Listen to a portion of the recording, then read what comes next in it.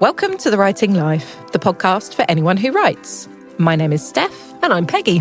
And we are coming to you from a festive-filled National Centre for Writing in Norwich, UNESCO City of Literature, where we have just had lots of cheese and biscuits and mince pies under our Christmas tree.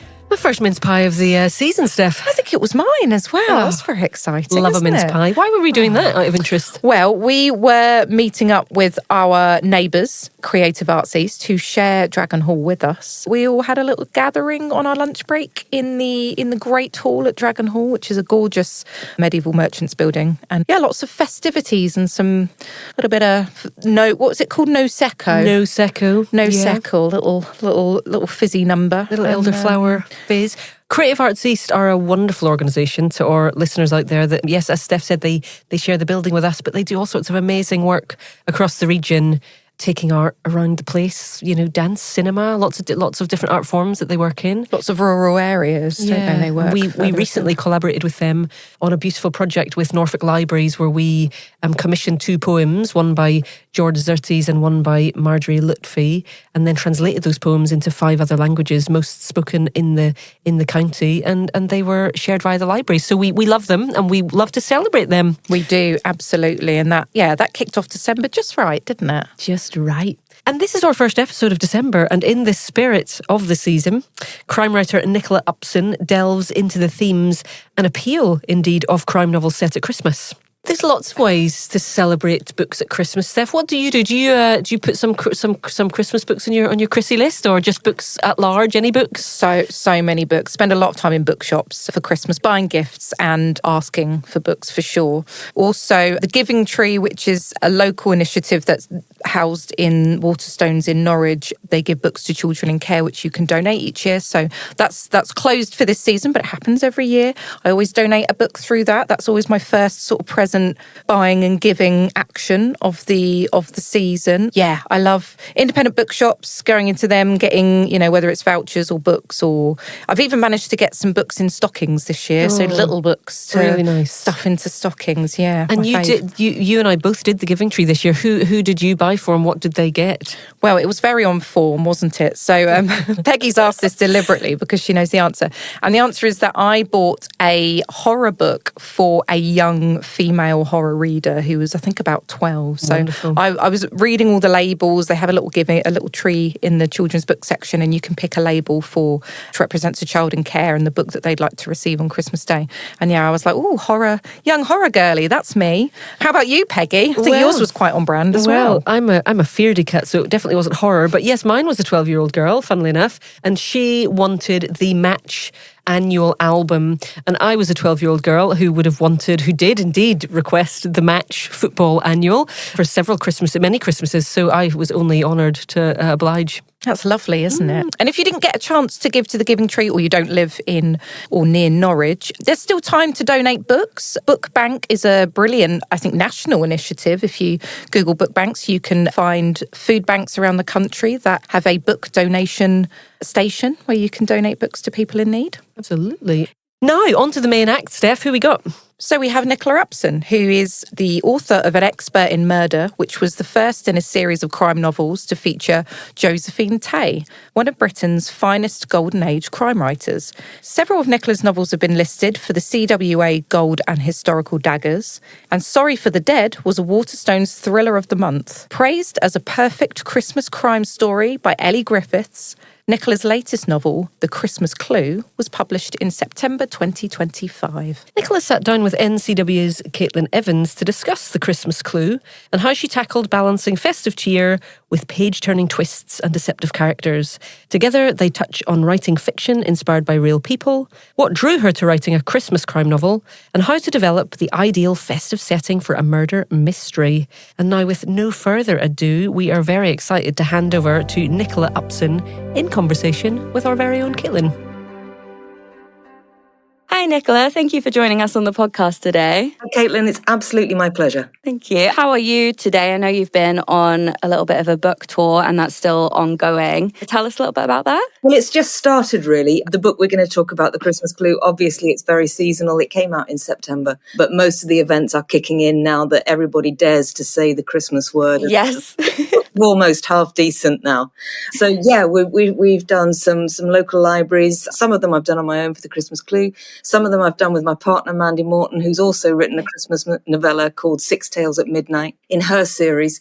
So we do those together. But we're just starting, so we're feeling quite fresh and up for the road at the moment. But we'll be a bit wearier by the end of this month. Bless you. I'm sure it'll be great though to visit all the different cities and places. It's such a, most people at these, they're having their first mince pie of the season. I suspect we're going to be heartily sick of mince pies by the time December actually arrives. Completely. But it's lovely to see how people are excited and to feel the warmth for the Cluedo origins of the book, which obviously someone to talk about. So yeah, it's lovely. Yes, I'm definitely a Christmas starts in November type of person. So reading this early was right up my street. I was very excited to do it. Would you be able to tell us a little bit about the Christmas Clue and obviously its Cluedo influence? Yeah, absolutely. Well, it celebrates somebody who I discovered a few years ago, actually. It's lovely. Lots of people will know that I write quite long-running series now with Josephine Tey as the lead character in those crime novels. And it was about 7 years ago now, I suppose, when I was sitting down to write a book in the series, which turned out to be called The Dead of Winter. And that was also a Christmas mystery. It was set on St. Michael's Mount with lots of snow cut off from the mainland. But it featured a typical country house party of those interwar years. And I'd been researching those and the way they took place all around the country and what they involved. And one name that kept coming up time and time again was Anthony Pratt. And I'd never heard of him, but he was quite a well-known pianist in the 1920s and 30s. He accompanied the foremost Wagnerian soprano of a lady called Kirsten Flagstad. And he would go round to these country house parties and entertain people on the piano. And he would play on cruise ships and make a living from his music. But he became a bit more famous later on, during the years of the Second World War, when he and his wife Elva invented Cluedo. And I kind of became fascinated by their story because I loved Cluedo since I was a child. It was really the board game of choice in our house. And thinking back, I think it was Cluedo because I was playing it as a young child. So it must have got me into detective fiction and crime fiction long before I even read Agatha Christie and Josephine Tey and all their contemporaries. So I had a lot to thank Anthony Pratt for, but I didn't even know his name. So I tried to find a bit more about them, because I wanted them to be characters in The Dead of Winter. I wanted them to be guests at the house party. But you know how it is, plots change and things go wrong. And the couple in question in that book, one of them needed to be deeply unpleasant. So obviously I couldn't base them on real people. I had to make them up. So Anthony and Elva have been kind of sitting on my shoulder, waiting in the wings for their own book for some time, because I think I knew the story was too good to waste on cameo characters. And this is their book. The Christmas Clue is their story. They are the lead detectives in it. The premise of the book is that they are invited to stage a murder mystery weekend at a hotel called Tudor Close. And of course, the murder mystery goes horribly, horribly wrong. So it's a book that traces the origins of Cluedo. In the book, we see them inventing the game that would go on to become Cluedo. But it also puts them as lead detectives and gives them that role as well. Yeah, and it was great. I really enjoyed reading it. And I played Cluedo growing up. I actually had a very specific, it was like a Simpsons edition of Cluedo, which I just grew up on. And I haven't played in years. And this book has really made me want to play again. But I also didn't know about who had created it. So it was really interesting to find that out. And it was a partnership. I mean, Elva, Anthony's wife, was quite a talented amateur artist. So it was Elva who designed the board, that classic board that we all know and love. And Anthony was a real crime fiend, actually. He was absolutely fascinated both by crime fiction. He loved all the greats. Raymond Chandler, I think, was his favourite crime author.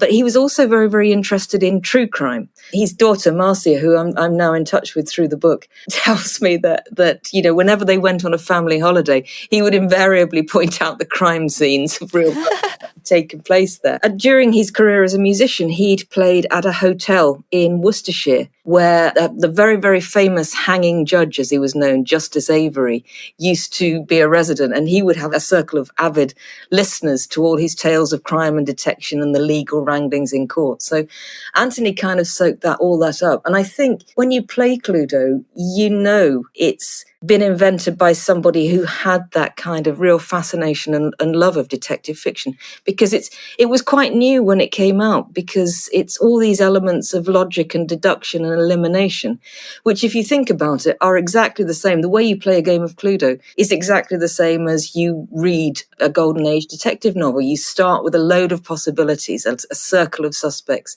and one by one you kind of eliminate them with luck and logic along the way. And it was interesting, when I was writing this book, I realized that there's also how you write a crime novel. It's also how I write a crime novel. You know, I don't sit down and plot it from the beginning. I start and see where I go, and gradually eliminate all the possibilities that you have playing in your head when you begin, until you get to the final solution, just like the reader does. Yeah, and I think you definitely captured his spirit and his desire to know what was happening and figure things out in the book. I did see in the acknowledgements that you said that you had been in touch with Marcia. I wondered kind of how that conversation went, and in terms of like writing fiction that is inspired by real people and their lives, how important was it for you to kind of stay true to their personalities and their intentions? It was really important, because at the end of the day, Anthony and Alva, they're her parents. She knows so obviously better than anybody else. And the versions that she's going to read in The Christmas Clue aren't necessarily the people she will recognise from her family. But I think it's important that you capture their essence, as you say, that the spirit of them, you celebrate their achievements. And I didn't send her the book until after it was finished. I sent her an email first asking if I could send her a proof and telling her what the premise of the book was. And she was very kind. She didn't make me wait long. She got back straight away, and she said that she had inherited her dad's love of crime fiction. So it sounded like exactly the sort of book that was right up her street to read. So when I sent the proof off, at least I knew that she was disposed to enjoy it. You know, some people might have hated the idea regardless of what was actually in the book. But she was very open to it, which I'm incredibly grateful for. And she was very gracious and very kind. And she loves the book. She's taken it in exactly the spirit that it was written. And she said, I think, something which touched me a lot. She said that it had made her think much more about who her parents were before she came along, because the book is set in 1943 and 1949, so before she was born. And it's helped her it's made her get to know her parents in a different way, which I thought was a lovely thing to say, but also an endorsement, because obviously I would say this because all my books feature real people. But I have found this strange thing that it is by making things up that you sometimes get closer to the truth of somebody or a situation. And I've felt that with Josephine Tey and lots of the real characters that revolve around that. And I also felt it with a book I wrote called Stanley and Elsie, which was about the painter Stanley Spencer. It wasn't a crime novel, it was just a straight novel. And that book actually, it talked about his early marriage and his family. So one of his daughters, Shireen, was a character in that book. And when I did the launch of Stanley and Elsie at the Spencer Gallery in Cookham, where the village that he loved and lived his whole life, she came to the launch. It's the first time I've ever had a character in my books come to my launches. So that was a wonderful experience too. But there is something very special. I think, in all honesty, for me, The Christmas Clue would have been much less of a joyful experience had Marcia not liked this book. Her approval is very important. Yeah, of course. And the book in itself did feel like a celebration of Anthony and Elva and what they created. And I'm glad that she felt that as well, because I can understand how important that is. If you're happy to, would you like to read a section of the book for our listeners? I'd love to. Anthony, when the war came, he worked in a munitions factory in Birmingham making parts for tanks. So the extract I'm about to read, he's just finished the night shift. It's Christmas Eve, 1943. And Elva is waiting outside the factory in the car to pick him up and drive down to Tudor Close Hotel in Rottingdean, where they have been hired to stage this murder mystery that's doomed to go wrong. Anthony closed his eyes, still doubtful that he would sleep, but they were barely beyond the outskirts of Birmingham when he was ambushed by the warmth and gentle motion of the car. The next thing he knew, Elva was shaking his arm. Looks like we're getting a white Christmas after all. Isn't that beautiful? She had pulled over by the side of the road, and the landscape he awoke to was such a contrast to the city they had left behind that for a moment he thought he was still dreaming. Perched on the crest of a hill, they had the downs stretched out before them, a patchwork of fields and hedges and villages, rising and falling in perfect harmony. More precious now than ever, because somehow they had remained unscathed, except for this gentle veiling of snow. "I knew you'd want me to wake you here," Elva said. "It was always the start of the trip for us, do you remember? We'd sit here for ages sometimes." She spoke as if recalling something that had happened half a lifetime ago, as if they were an elderly couple having one final adventure. And he found something both sad and comforting in the idea. Could it really only be 5 years since they had made this journey? "I was frightened that it might all be different now," she admitted quietly, "but it's almost as if it's been waiting for us." In the distance, a wintry sky weighed heavily on the horizon, and large flakes of snow began to flatten themselves against the windscreen, each one disappearing to be replaced by 2 more, as the clouds stepped up their efforts in an eagerness to please. "We'd better get a move on," Elva said reluctantly. "Otherwise the roads into the village won't be passable. At least we haven't got far to go." She winked at Anthony, obviously having the very same thought that had just occurred to him. It wouldn't be so bad if we got snowed in, though, would it? They pressed on, passing through familiar villages in good time and picking up the Rottingdean Road just as the light was beginning to fade. "It's hard to believe that we're almost at the coast," Elva said, peering through the windscreen at the pretty cottages and village greens that were synonymous with rural England. "You'd never know that all the drama of the sea was barely a mile away. I think that's what I love most about this place. You get the best of both worlds, so you never tire of either of them." "Murder at the vicarage and Rebecca all rolled into one," Anthony said, and laughed as she raised her eyes to the heavens. "Dean Court Road is the next turning on the left." She nodded but didn't slow down, and Anthony repeated the direction. "Well, it was the next left," he said, staring back over his shoulder. "Now you'll have to go round the pond and come back." "I will, but not just yet," Elva said. "I've got to pick up your final Christmas present before we check in. Why do you think I've been putting my foot down? Other than that reckless streak I love so much. Other than that, yeah. Then I've no idea. What could you possibly be buying from Rottingdean High Street this late in the day? Miss Silver's been saving me her best box of cigars. I telephoned her as soon as I knew we were coming and she very kindly put them by." "Cigars? That's extravagant." "It is, isn't it?" she said proudly. "Blame my reckless streak." He leant over to kiss her on the cheek. "Thank you, but will Miss Silver still be open, do you think? If she's got any sense, she'll be settling down for Christmas by her own fireside. She knows we're driving down today, so she said to ring the bell if she's closed. Any time before 6 is fine. After that, she doesn't answer the door to anybody. Not even the good Lord himself, apparently. Sorry, that was supposed to be a Sussex accent. Thank God.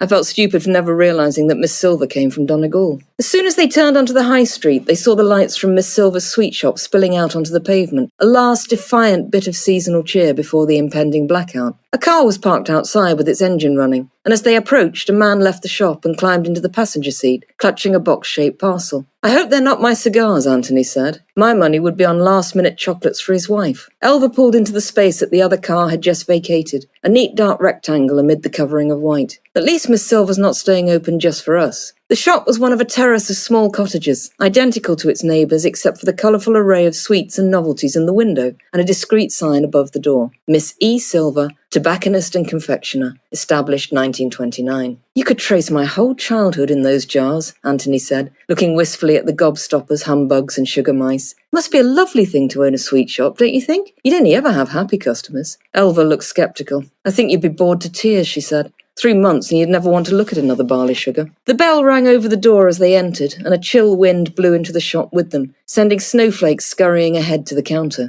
There was no sign of Miss Silver, but a wireless was playing quietly in the background. "Carols from King's," Anthony said.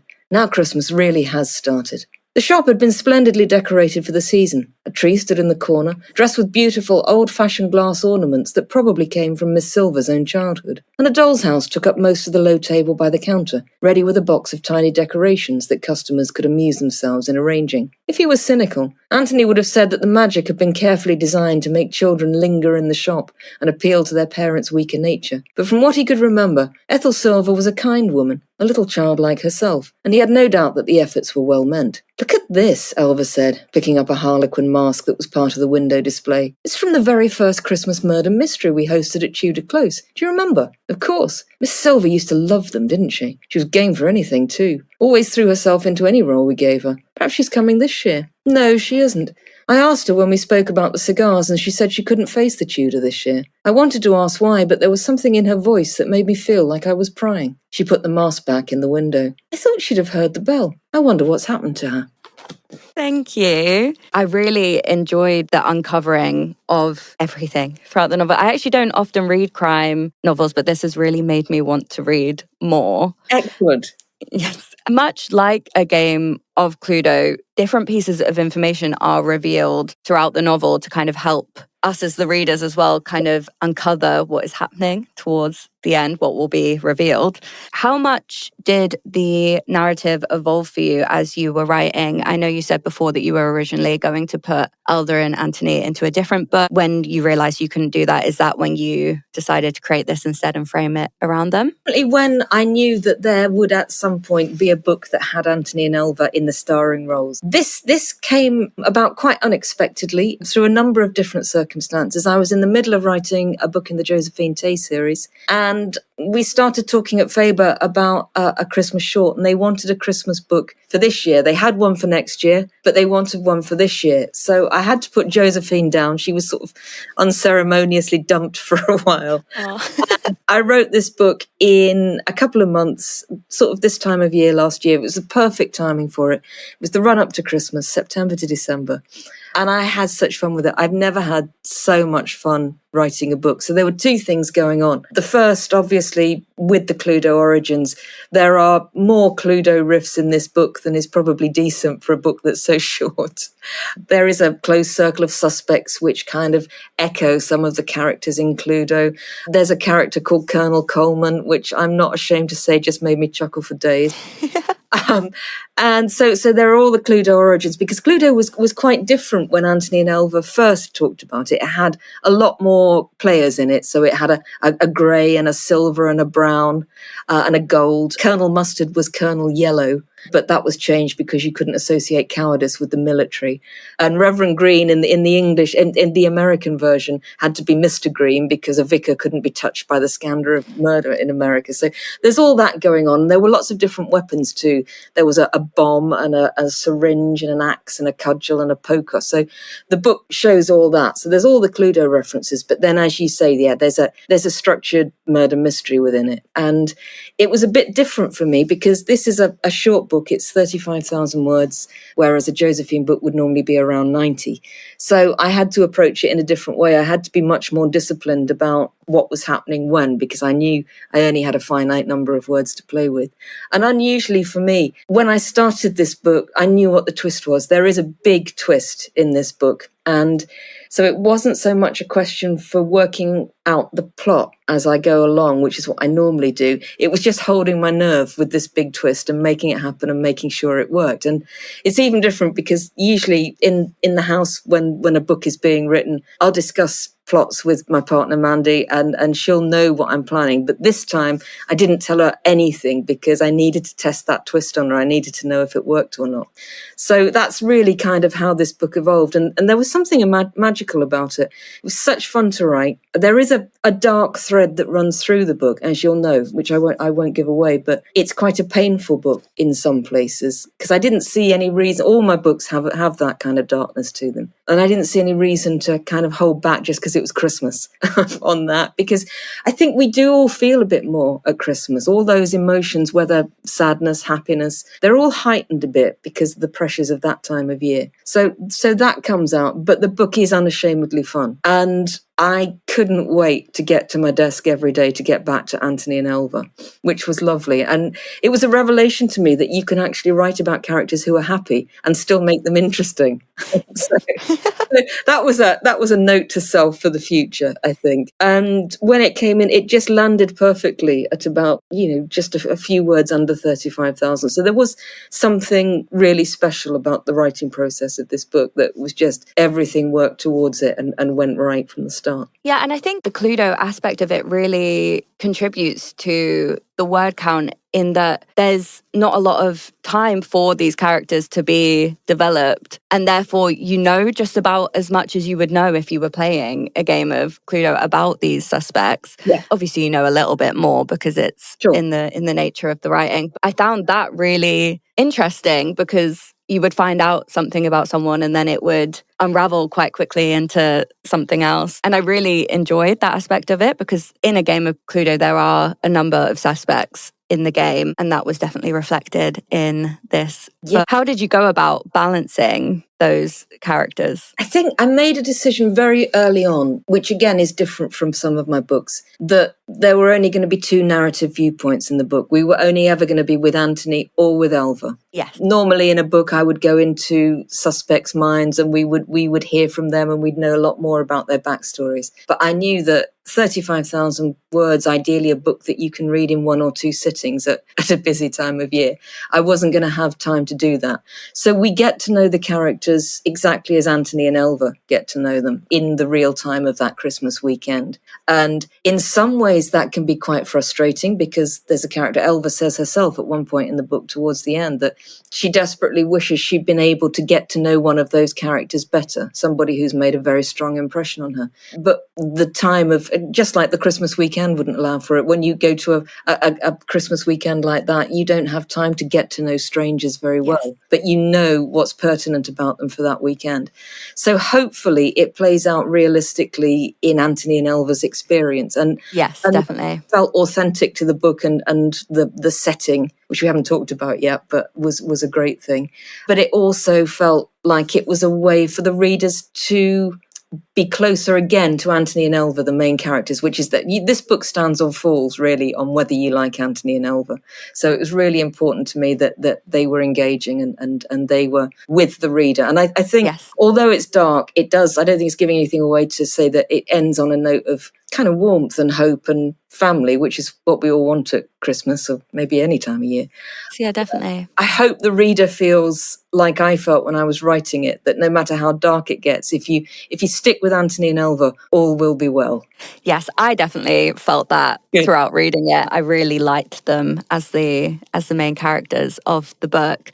You did mention the setting, and I do want to get onto that. Obviously, the Tudor Close Hotel is a real place. How did you go about developing it into the ideal setting for a Christmas murder mystery? Kind of, it was all there for me, really. I set the book at Tudor Close, which is in Rottingdean in Sussex, because when the first edition of Cluedo came out in 1949, Anthony and Elva wanted to call the game Murder with an exclamation mark.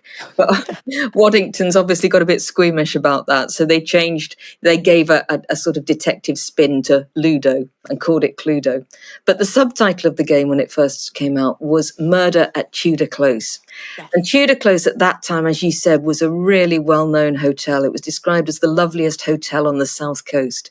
And it had a really interesting history. I thought it was fascinating because it's, as you would expect, it's a Tudor-looking building. It's constructed from wood and that came from Tudor warships. So it's authentic in that respect. But it was actually built in 1929.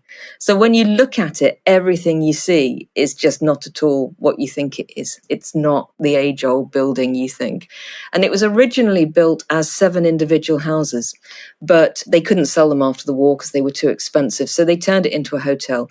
And because of the luxury of the hotel and because of the privacy of it and its location, it somehow attracted Hollywood stars. It became known as the place to go for people like Bette Davis, Clark Gable, Errol Flynn, wow, Charles Lawton, and really A-list Hollywood film stars. And I got a brochure. I managed to get a brochure off eBay from the 1930s. And you can see why they loved it, because it's every service, but it's also very discreet. You could either hire normal hotel rooms or you could hire a whole section of the hotel and have your staff and your chauffeur bunked up there with you. So it was a wonderful place. But for a crime novel, it's just perfect. Nothing is what it seems. It's kind of this creaky building with lots of rooms and comings and goings. It's set almost in the graveyard. The church at Rottingdean is beautiful, St Margaret's Church, and it's got Burne-Jones stained glass windows, but it's also got this wonderful sprawling graveyard, which is incredibly atmospheric. And then the village itself, as hinted at in the reading I did just now, it's got that bitchy, villagey charm of Murder at the Vicarage. You can practically feel the curtains twitching when you're walking through the village, but it's also on the coast. So it's got the drama of the coastal setting. setting as well. So I've just been hearing about a sweet shop, but I was in a metaphorical sweet shop with that setting, because it was everything you would want for a crime novel. Yeah, it was ideal. And obviously because it has so many rooms, there's people coming and going. And of course there is, it's easy to see why people thought that the original design, as it turns out, I don't think Anthony and Elva even ever went to Rottingdean. They certainly didn't ever talk about the Tudor Close Hotel. Yes. Marcia said, but I'm pleased I didn't know that, because it's perfect and it's got all the rooms that any Cluedo aficionado could want. And just as importantly, it's even got tunnels. You know how in Cluedo you can move from the study to the kitchen with one roll of the dice by going down the secret passage?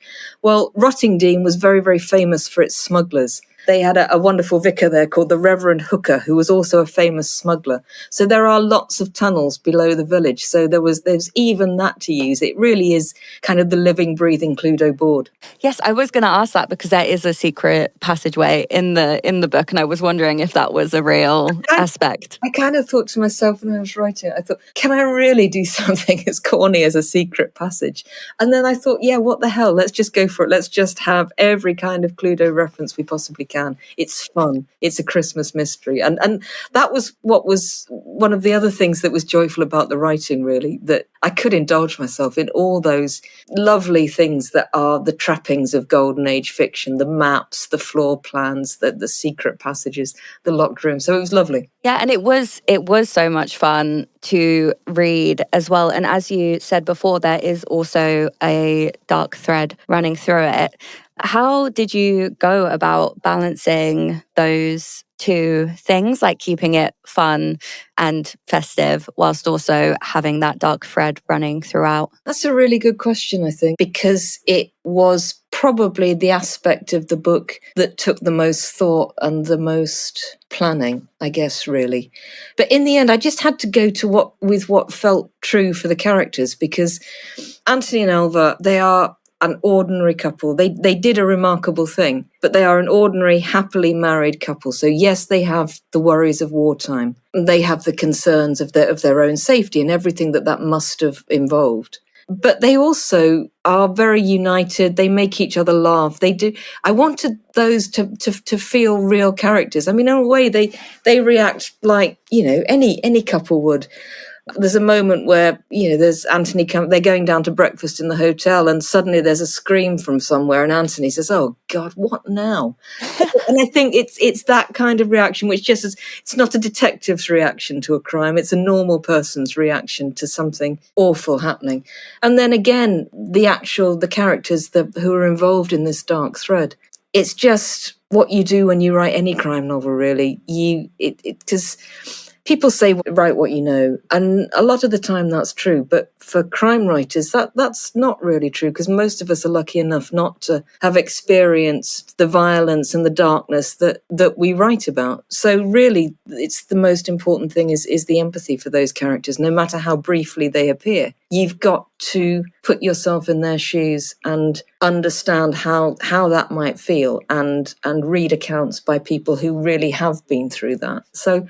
So yeah, that's the way to do it. For me, anyway, it's always been how I've done it. And it was just a discipline of the actual writing in that is maybe a bit more sparse than it would have been in a Josephine Tey novel or a full-length novel. But hopefully the balance was an instinctive thing in the end, and I hope it's okay. Yeah, it was great. I found it really interesting what you said about Anthony and his reactions to things being that of a normal person, not a detective, because it almost makes it as though the readers relate to him more, because we're reacting in the same way that he is. And that's why it's so great that the book is told from his perspective and Elva's perspective, because they're actually the most relatable characters to most of the readers. Yeah. So that was great. It's something that I hadn't thought about before, but it definitely makes for a more relatable read. Yeah, lots of those funny moments were kind of, I just think about how me and my partner would react to that, really, how we'd go through it. And sometimes I can hear our voices coming through, Anthony and Elva are saying to each other, because they are exactly what you've just said. They are normal people in a situation that most of us don't find ourselves in, and they just have to deal with it. One of my favorite, there's a very funny moment in the book where it made me laugh, where Anthony is phoning the real police and trying yes and trying to explain the situation, and it getting hung up on. Yes, and just the more he says, the more ludicrous it sounds. That's how it would be, really. I mean, if you or I suddenly came face to face with we're snowed in, somebody's died, and there are a couple of murders in the book. We don't know who any of these people are. You've got to trust someone. What would you do? You'd be at your wit's end. So hopefully some of that kind of confusion and comedy of the situation comes through. Yes, definitely. I don't know what I'd do in that situation. I think they did a much better job than I probably would have faced with it. They're much braver in the end, I think. Yes, yeah, absolutely. You did say earlier that your publishers were looking specifically for a Christmas novel. What is it that you think makes crime novels such a popular genre at Christmas time? It's really strange, isn't it? I've thought about that a lot, because I love a crime novel at Christmas. I also love a ghost story at Christmas. I think they're the two genres that we tend to turn to at that time. Yes. I don't know. Maybe it's the same impetus that is most of the year for a crime novel. First of all, I mean, they're really good, engaging stories. When you get a good crime novel, it's a wonderful story with a beginning, a middle, and an end. It will entertain you, and it will engross you in different characters' lives. I mean, I think there's nothing more disappointing than saving a book for Christmas and picking it up and it being the wrong book or not as good as you thought it would be. So, but if you get a good story and you can distance yourself from all the chaos that's going on outside. I have to say, when we were writing this book, because I said that my partner was writing a Christmas novel at the same time I was, and we had a much more old-fashioned, simpler Christmas that year. I think just because we weren't going out into the hurly-burly of the shopping and the commerce and all that kind of side of it. So I think there's something about sitting down with a good book at a chaotic time of year that will just take you away from all that. And maybe it's something about feeling safe. It's the literary equivalent of a warm fire on a snowy or rainy day. It's something that you can, what we were just talking about, it's happens to other people. They have to deal with it, and they are your protective force from all that. I mean, there's a lot of talk about cozy crime isn't necessarily a term I love. I had a question about cozy crime. I also don't usually use it as a descriptor, but I was wondering what your opinion on it would be. Yeah, I think I much prefer Golden Age. Maybe it's the same thing. Maybe it's just a pedantic picking about with words. But I think because there is nothing cozy about the main storyline of the Christmas Clue. Nothing. Oh, absolutely. I was going to say it certainly doesn't apply to this novel. And yet, Anthony and Elva and the situation and the snow and the fires and the general. I don't want to make them sound saccharine and sentimental by saying the general goodness, but they are good people. Yes, absolutely. So if that's cozy, then I'm absolutely happy to go with that. But I think for me, cozy, the thing that smacks false to me about the novels that some people refer to as cozy are that if it ends and nothing's changed, if order is restored and everybody goes back to life as it was before this violence was unleashed, that's a false coziness, because nobody remains untouched by that. And everybody in this book is affected by it. Yes, at the end of the book, they cling to kind of those values that get us through that. They cling to love, they cling to family and to doing the right thing. Yes. But they are all still changed by that emotionally and psychologically. So I think it's the balance. If coziness kind of rules that out, if we're trying to put a false sense of justice and order on the way people feel at the end of the book, then I hate it. But if it just implies that we are drawing on kind of the best of characters and the best of ourselves to get through something truly awful, then I'm happy to go with it. Yeah, and there are definitely a lot of good people in this book. That's made very clear throughout. Yeah, and some very unpleasant ones as well. Yes, Just like yes, life. Yeah. definitely. Some of them the most unpleasant, I would say, but Yeah.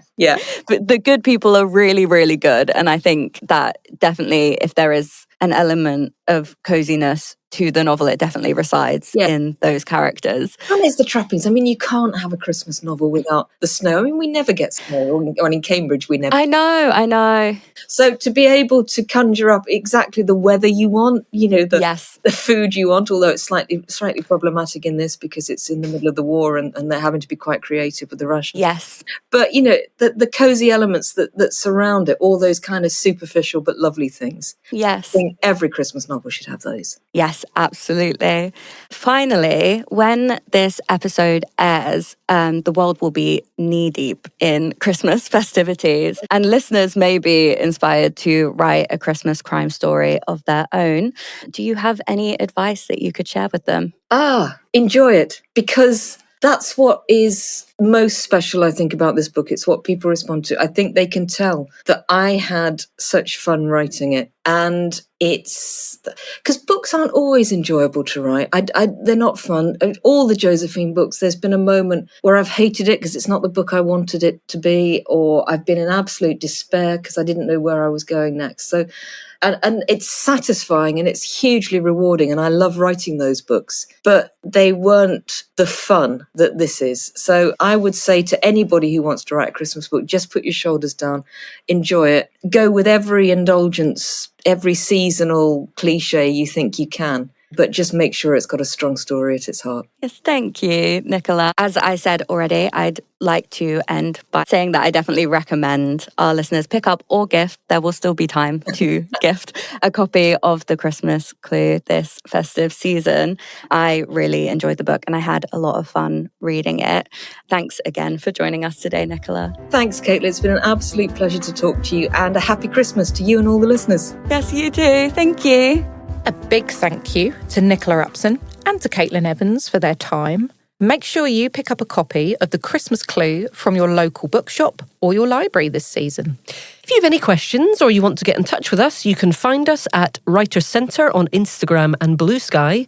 We're on Facebook and LinkedIn, and you can sign up to the NCW newsletter at nationalcentreforwriting.org.uk. And as a UK registered charity, we rely on the generosity of our supporters to make our work possible. You can make a donation on the website today by going to the Support Us page. And if you enjoyed what you heard, please do consider subscribing to the podcast and leaving us a 5-star rating with some tinsel on top and a review, because this helps other writers to find us. My one Christmas wish, a 5-star review. All I want for Christmas is a 5-star review.